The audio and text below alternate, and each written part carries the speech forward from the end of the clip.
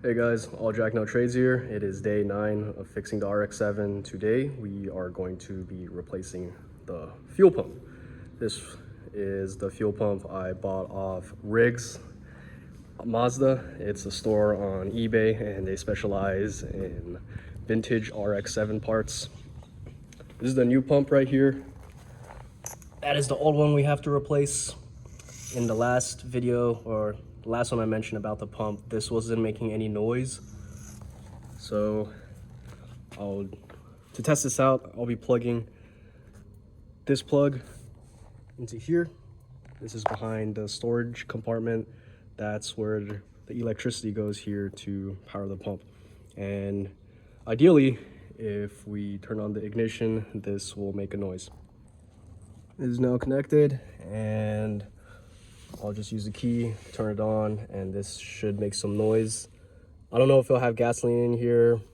I should probably put a pan underneath, but it's fine, it's whatever. So here goes nothing.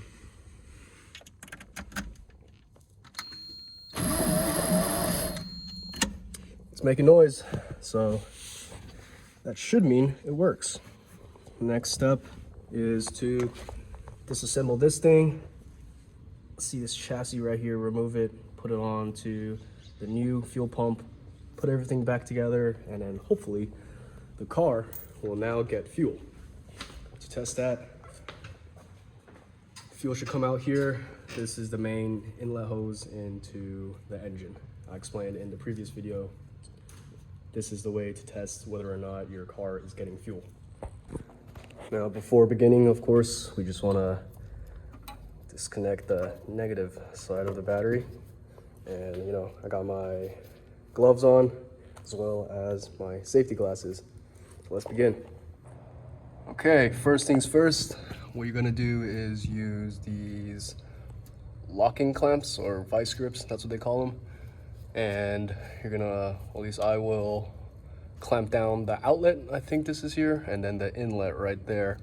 So I can disattach this fuel pump right here, and then we can just get these nuts and bolts out the way so we can get the chassis. And after these vice grips are on, I'm going to use needle nose pliers, get this little hose clamp out the way, and then just pull the entire thing down. Now that the hose clamp is out the way, I'm going to be using these little pliers right here and gripping here and just give it a little bit of twist to get it loose.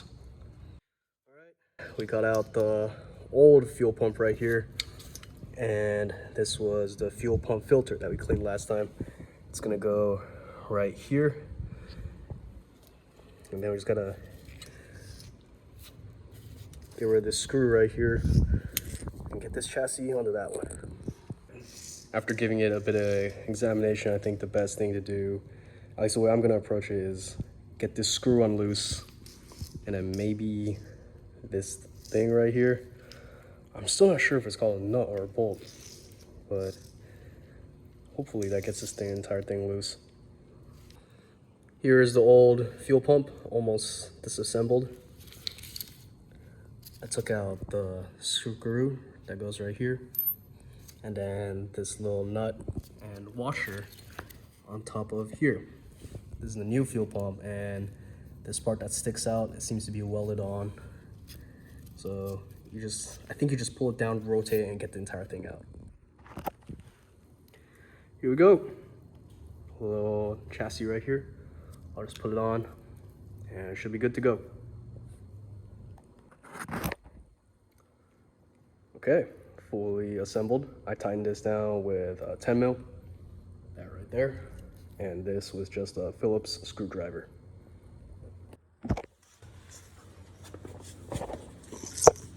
So putting it back into the car, what I'm gonna do is just connect the inlet and outlet hoses. And this little hole right there is where the electricity goes. This one right here. I'm just gonna push it up, stick it through, and then connect the two, is it adapters? Whatever, just connect the two wires together. Almost forgot, I gotta put this little fuel pump filter in here. And then this side goes here. Here it is, the new fuel pump assembled, at least the inlet outlet hoses. As you can see, I got the vice strips off. Now, all we gotta do is get this into here. Just gotta brute force it, just stick it up all the way. So just for some clarification, this hole where we're sticking this wire through is going into the storage compartment underneath this carpet right here. That hole. And it's gotta stick it up, pull it, connect it to this, and then start the car. Hopefully, fuel will start pumping. We just got it connected. That's the electrical wire going into the hole.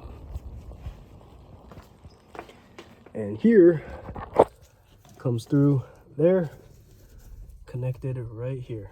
Before I assemble the fuel pump onto this outer shell and putting everything together, I am going to connect the battery, start the car, see if there's fuel going in. Battery in. Let's try to get this thing started.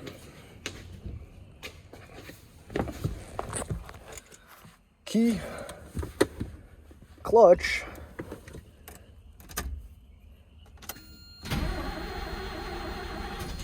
okay, let's see if there is fuel. Oh wow, there you go. Kind of green. I think I used this bottle for antifreeze, so that's why it's green. But we have fuel, or at least a fuel and antifreeze mixture. Sure smells like it. All right, just gonna put this here. Gonna get this, oh Jesus, reconnected. And let's try to start it again. Hopefully, the car should start. Clutch in, key.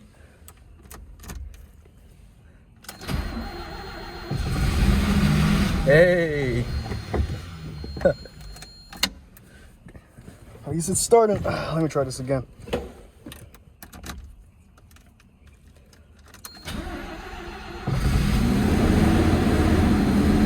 Alright. Oh, a lot of smoke coming in. I don't know why that is.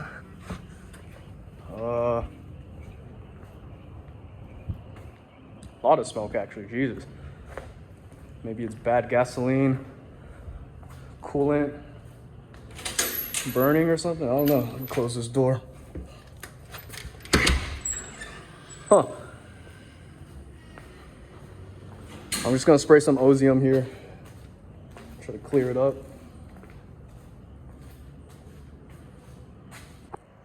All right, so car starts, but we got this white smoke here. I need to look it up.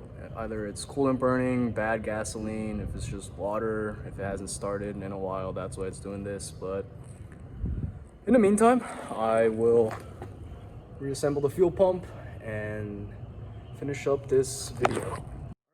To reconnect the fuel pump, first we gotta attach this onto the bracket. Now, if you remember how I disassembled this, this corresponds to here, this corresponds to there, this little protruding area goes right, see, here, and got some bolts all in 10 mil. Just gotta reattach it. So the approach I'm taking is actually connecting the rear nut here first, and then connecting the bolt over here that goes into the fuel pump up top. I can't actually find the bolt that goes here, but that's fine. And after that, we can just connect here, here, and here, if I can find the bolts. If not, I don't think it's that big of a deal. I can just screw on like one of them, it's cool. So it just got tightened up right here and right here, as well as right here. I couldn't find this one. I think it should be fine. Now, all we got left is this little metal plate that goes here, right there, and it covers the fuel filter. Again, all you need is a 10 mil for this. All right, we got it all tightened up. Fuel pump is in. The car starts now. I got some more issues we got diagnosed, but it's totally fine. That's all for this episode, guys. I'll see you in the next one.